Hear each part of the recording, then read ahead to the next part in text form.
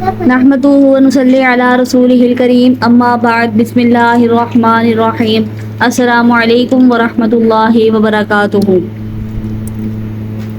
بیوی کے شرعی اور ضروری حقوق۔ شوہر کے ذمے بیوی کے وہ حقوق جو شوہر کو ہر حال میں پورے کرنے ہوتے ہیں۔ بہتر تو یہی ہے کہ شادی سے پہلے شوہر بننے سے پہلے مردوں کو چاہیے کہ بیوی کے ان حقوق کو جان لیں۔ سورۃ النساء میں ارشاد باری تعالیٰ ہے کہ عورتوں کو ان کے حق مہر خوش دلی سے ادا کرو۔ امام طبرانی فرماتے ہیں، نبی کریم صلی اللہ علیہ وسلم نے فرمایا، جس آدمی نے کسی عورت سے شادی کی اور اس کے دل میں مہر ادا کرنے کا ارادہ نہ تھا تو قیامت کے روز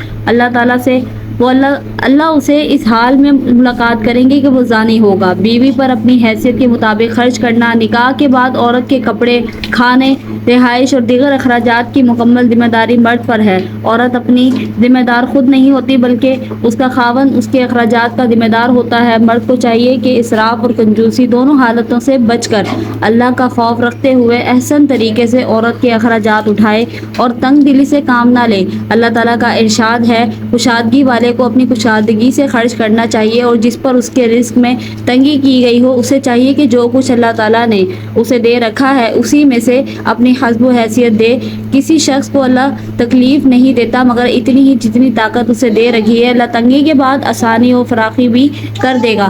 نبی کریم صلی اللہ علیہ وآلہ وسلم نے خطبہ حجۃ الوداع میں عورتوں کے متعلق بھلائی کا تاکیدی حکم قبول کرو کیونکہ وہ تمہارے ہاں قیدی ہیں، اس کے سوا تم ان کی کسی چیز کے مالک نہیں ہو۔ اگر وہ کھلی نافرمانی پر اتر آئے تو ان کو بستر پر تنہا چھوڑ دو اور معمولی تنبیہ کرو، اطاعت کر لیں تو پھر زیادتی کی ضرورت نہیں۔ سنو، تمہاری عورتوں پر تمہارے حقوق ہیں اور اسی طرح تمہاری عورتوں کے تم پر تمہارے حقوق میں سے یہ ہے کہ وہ ان کو تمہارے بستر پر نہ بیٹھنے دیں جس کو تم ناپسند کرتے ہو اور تمہارے گھروں میں ان کو نہ بلائیں جن کا آنا تمہیں پسند نہیں۔ تم پر حق ہے کہ تم ان کے کپڑے اور کھانے دینے میں احسان کرو۔ اگر مرد اپنی استطاعت کے مطابق عورت پر خرچ نہیں کرتا تو شریعت اجازت دیتی ہے کہ عورت خاوند کے مال سے بغیر اجازت بھی مال لے سکتی ہے۔ ابو سفیان رضی اللہ تعالی عنہ کی بیوی آپ صلی اللہ علیہ وسلم کے پاس آئی اور کہنے لگی، ابو سفیان کنجوس آدمی ہے اور کھلا خرچ نہیں کرتا۔ آپ صلی اللہ علیہ وسلم نے فرمایا، تو اس کے مال سے اس کی اجازت کے بغیر بھی معروف طریقے سے لے سکتی ہے۔ گھر والوں پر خرچ کرنا مرد کے فرائض میں شامل ہے۔ مسلم شریف کی حدیث ہے کہ آپ صلی اللہ علیہ وسلم نے فرمایا، ایک دینار جو تم نے اللہ کی راہ میں خرچ کیا، ایک دینار جو تم نے غلام آزاد کرنے میں خرچ کیا، ایک دینار جو تم نے مسکین پر خرچ کیا اور ایک دینار جو تم نے اپنے گھر والوں پر خرچ کیا، اللہ کے ہاں اجر کے حوالے سے سب سے افضل وہ ہے جو تو نے گھر والوں پر خرچ کیا۔ گھر والوں پر خرچ کرنا فرض عبادت ہے، دوسروں پر خرچ کرنا نفلی عبادت ہے اور فرض کا درجہ نفل سے زیادہ ہوتا ہے۔ بیوی پر خرچ کر کے احسان نہ جتلانا، بیوی کے سامنے ان عورتوں کا ذکر نہ کرنا جنہیں زیادہ جہیز ملا ہو، بیوی کے رشتہ داروں سے حسن سلوک کرنا جیسا کہ اپنے رشتہ داروں سے کیا جاتا ہے، بیوی کو اور اس کے والدین کو گالیاں نہ دینا، سفر سے واپس آتے ہوئے بیوی کے لیے اپنی حیثیت کے مطابق تحفے تحائف لانا، اس کی اجازت کے بغیر عزل یعنی صحبت کرنے میں انزال باہر نہ کرنا، بیوی پر حلال کمائی سے خرچ کرنا۔ خاوند کو چاہیے کہ اس بات کا خاص خیال رکھے کہ وہ اپنے گھر والوں پر پاکیزہ طریقے سے کمایا گیا مال خرچ کرے کیونکہ حرام کمائی حرام کمانے والے اور حرام کھانے والے دونوں کے لیے عذاب کا باعث ہے۔ حتیٰ کہ ایسے شخص کی نماز، روزہ، نفل عبادت بھی قبول نہیں ہوتی۔ مرد کو چاہیے کہ حرام کمائی کما کر اپنے گھر والوں کو دنیا میں ذلیل نہ کرے اور آخرت کی رسوائی سے بھی بچائے۔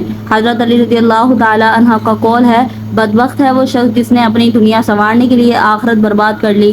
مرد حرام کمائی کما کر اپنی جان پر تو ظلم کرتا ہے مگر اپنے گھر والوں پر بھی ظلم کرتا ہے۔ آپ صلی اللہ علیہ وسلم نے فرمایا، جنت میں وہ گوشت داخل نہ ہوگا جس کی حرام کمائی پر پرورش ہوئی ہو، آگ اس کی زیادہ حقدار ہے۔ دوسری جگہ آپ صلی اللہ علیہ وسلم نے ارشاد فرمایا، تم میں سے ہر ایک نگران ہے اور قیامت کے روز اس سے سوال کیا جائے گا اور آدمی اپنے گھر والوں کے بارے میں راعی ہے اور اس سے اس کی رعیت کے متعلق پوچھا جائے گا۔ بیوی کے معاملے میں غیرت مند ہونا، مرد اپنی بیوی کے عزت کا محافظ ہے۔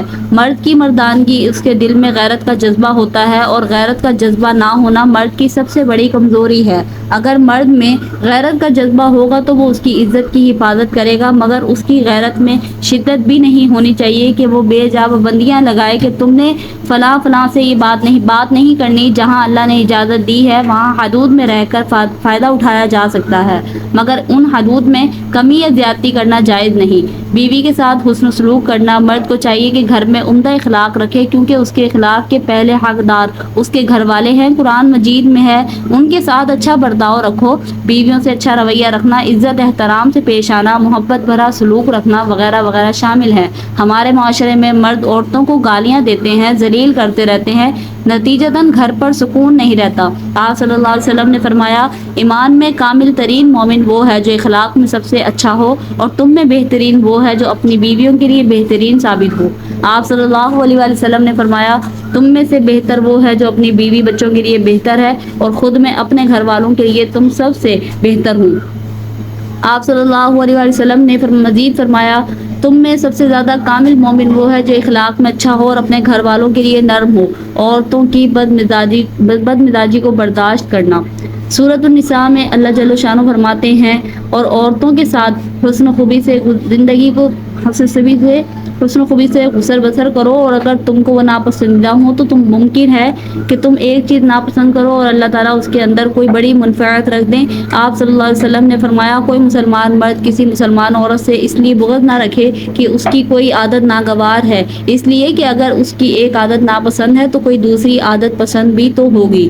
مرد کو چاہیے کہ لڑائی جھگڑے کی صورت میں بڑا بننے کی کوشش کرے اور درگزر سے کام لے۔ آپ صلی اللہ علیہ وسلم نے عورتوں کی فطری کمزوری کی طرف اشارہ کرتے ہوئے فرمایا، تم وصیت قبول کرو کہ تم عورتوں سے بھلائی کرو گے، کیونکہ وہ پسلی سے پیدا کی گئی ہے اور پسلی میں سب سے ٹیڑھا حصہ اوپر والا ہے۔ اگر تم اس کو سیدھا کرنا چاہو گے تو توڑ ڈالو گے، اور چھوڑ دو گے تو ہمیشہ کے لیے کجی رہ جائے گی۔ اس لیے عورتوں کے متعلق نصیحت قبول کرو، بیویوں کے ساتھ ہنسی مذاق اور خوش طبعی کرنا۔ آپ صلی اللہ علیہ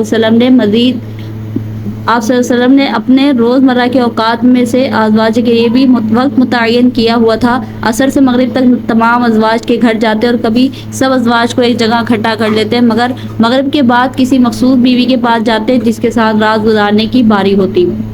حضرت عائشہ رضی اللہ تعالی عنہا فرماتی ہیں کہ جب آپ صلی اللہ علیہ وسلم گھر ہوتے تو گھر والوں کی خدمت میں مصروف رہتے، آپ بکری کا دودھ دھو لیتے، آپ جوتی سی لیتے، جھاڑو دے دیتے، لیکن جب نماز کا وقت ہوتا تو نماز کے لیے اٹھ کھڑے ہوتے۔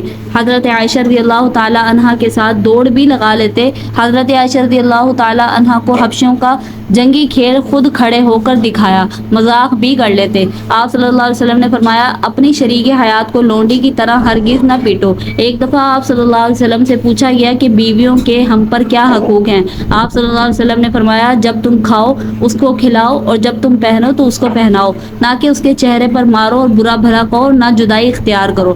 اس کا موقع بھی آئے تو یہ گھر میں ہی ہو۔ آپ صلی اللہ علیہ وسلم حضرت خدیجہ کی وفات کے بعد انہیں برابر یاد کرتے اور ان کی سہیلیوں سے بھی حسن سلوک فرماتے تھے۔ حضرت عائشہ رضی اللہ تعالی عنہا فرماتی ہیں کہ حضرت خدیجہ رضی اللہ تعالی عنہ کے علاوہ آپ صلی اللہ علیہ وسلم کی کسی بیوی پر مجھے رشک نہیں ہوتا تھا، میں نے ان کو نہیں دیکھا تھا، مگر آپ صلی اللہ علیہ وسلم اتنی کثرت سے ان کا ذکر فرماتے تھے کہ وہ میرے لیے اجنبی نہ تھی۔ انس و محبت کا یہ عالم تھا کہ گھر میں بکری ذبح ہوتی تو آپ صلی اللہ علیہ وسلم کو حضرت خدیجہ رضی اللہ تعالی عنہا یاد آ جاتی اور گوشت کا ایک حصہ ان کی سہیلیوں میں تقسیم کر دیتے۔ بیوی کے لیے دینی تعلیم کا انتظام کرنا، نکاح کے بعد عورت کی ہر طرح کی ذمہ داری مرد پر ہے۔ مرد گھر کی چھوٹی سی ریاست کا سربراہ ہے۔ اللہ کا حکم ہے، اپنے آپ کو اور اپنے گھر والوں کو دوزخ کی آگ سے بچاؤ جس کا ایندھن انسان اور پتھر بنیں گے۔ مرد پر لازم ہے کہ عورت کی دینی تعلیم کا انتظام کرے، اگرچہ وہ پہلے بھی دیندار ہو، تب بھی مرد کو چاہیے کہ وہ وقتاً فوقتاً اسے دینی مسائل اور احکامات بتائے۔ تزکیہ نفس کے لیے انبیاء، صحابہ اور سیرت نبی صلی اللہ علیہ وسلم کے موضوعات پڑھنے کو دے۔ عورت کو دینی احکامات کا شعور تب ہی ہوگا، تب ہی وہ اولاد کی اچھی پرورش کرے گی اور خاوند کے حقوق ادا کر سکے گی۔ عورت کو چاہیے کہ احادیث کی کتب سے کتاب النکاح کا مطالعہ ضرور کرے۔ बीवी के जिनसी हकूक पूरे करना। हज़रत उमर रज़ियल्लाहु ताला अन्हो के मुतालिक मशहूर है कि एक रात गुश्त कर रहे थे कि एक घर से दर्दनाक अशार पढ़ने की आवाज़ आई। आप रज़ियल्लाहु ताला अन्हो खड़े होकर और गौर से सुनने लगे कि एक औरत ये शेर अपने ख़ास अंदाज में पढ़ रही थी कि खुदा की कसम अगर अल्लाह ताला के अज़ाब का खौफ ना होता तो बिलाशुबा इस चारपाई के पाए हिल रहे होते। हज़रत उमर रज़ियल्लाहु ताला अन्हो ने उसकी वजह दरियाफ़्त की तो मालूम हुआ कि उसका शौहर जिहाद के सिलसिले में बाहिर है। हज़रत उमर रज़ियल्लाहु ताला अन्हो इस सच्चे जज्बे मोहब्बत का गहरा असर पड़ा। अपनी साहबजादी उम्मुल मोमिनीन हज़रत हफ्सा रज़ियल्लाहु ताला अन्हो से पूछा, औरत मर्द के बगैर कितने दिन सब्र कर सकती है? हज़रत हफ्सा रज़ियल्लाहु ताला अन्हो जो अज़वाज मुताहरात में से थीं फरमाया 4 माह। ये मालूम करके हज़रत उमर रज़ियल्लाहु ताला अन्हो ने बहैसियत खलीफा सुपा सालारों के नाम हुक्म भेज दिया जो शादीशुदा हों वो अपनी बीवी से 4 महीने से ज़्यादा गायब न रहें। इस तारीखी वाक़े से ज़ाहिर होता है कि आदमी अपनी बीवी के जज्बात को ना भूलें और अगर ज़्यादा मुद्दत के लिए परदेश में रहना हो तो बीवी बच्चों को साथ रखें। इसकी तायीद कुरान में भी है जहाँ अहला का जिक्र है। सूरह बकरा में है जो लोग अपनी बीवियों से कसम खा बैठे हैं उनके लिए 4 महीने की मोहलत है, अगर वो रुजू कर लें तो अल्लाह माफ़ फरमा देंगे। 4 माह के बाद औरत मर्द से मुतालबा कर सकती है या तो वो उसे बसाए या तलाक दे दे ताकि वो अपनी ज़िंदगी बेहतर तौर पर गुजार सके। ये इजाज़त इसलिए दी गई है कि मर्द तो अपनी बीवियों की मौजूदगी में भी मज़ीद निकाह कर सकता है, लेकिन औरत जब तक एक शौहर के निकाह में है वो इस तरह की बात सोच भी नहीं सकती। बीवी के राज को फाश ना करना। नबी करीम सल्लल्लाहु अलैहि वसल्लम ने इससे सख्ती से मना फरमाया कि कोई अपनी बीवी की राज की बातों को अफशा करे। लोगों में अल्लाह के नज़दीक बदतरीन है वो शख्स जो अपनी बीवी के पास जाए और उसकी बीवी उससे मिले, फिर मर्द उस राज की बात को फैलाए। आपस की प्राइवेट बातें दूसरों को बताना हराम है। औरतों और मर्दों दोनों के लिए इसी तरह औरत में अगर कोई ऐब हो तो मर्दों को चाहिए कि इस ऐब की तशहीर ना करते फिरें बल्कि उसको अपने तक महदूद रखें। सूरह बकरा में है वो तुम्हारा लिबास है और तुम उनका लिबास हो। लिबास इंसान के ऐब छुपाता है और जीनत का सबब बनता है। बेहतरीन मर्द कौन है? तुम में बेहतरीन मर्द वो हैं जो अपने घर वालों के लिए बेहतरीन है और मैं अपने घर वालों के लिए सबसे बेहतरीन हूँ। अहल का लफ्ज़ बीवी के लिए इस्तेमाल होता है, इसलिए उर्दू में बीवी के लिए अहलिया का लफ्ज़ इस्तेमाल होता है। तुम में से बेहतरीन लोग वो हैं जो अपनी औरतों के लिए बेहतरीन हैं। वीडियो अगर अच्छी लगी हो, मालूमाती लगी हो तो इस वीडियो को एक लाइक लाजमी से कर दीजिएगा और दूसरों के साथ सदका जारिया की नीयत से शेयर भी कीजिएगा। आपको हमारे इस चैनल पर इस्लामी वाक़यात, इस्लामिक स्टोरीज़ और दीनी मसाइल का पता चलता है, तो इस चैनल को सब्सक्राइब करके बेल नोटिफिकेशन को ऑल पर कर लें। शुक्रिया मुझे सुनने का। अल्लाह हाफिज़।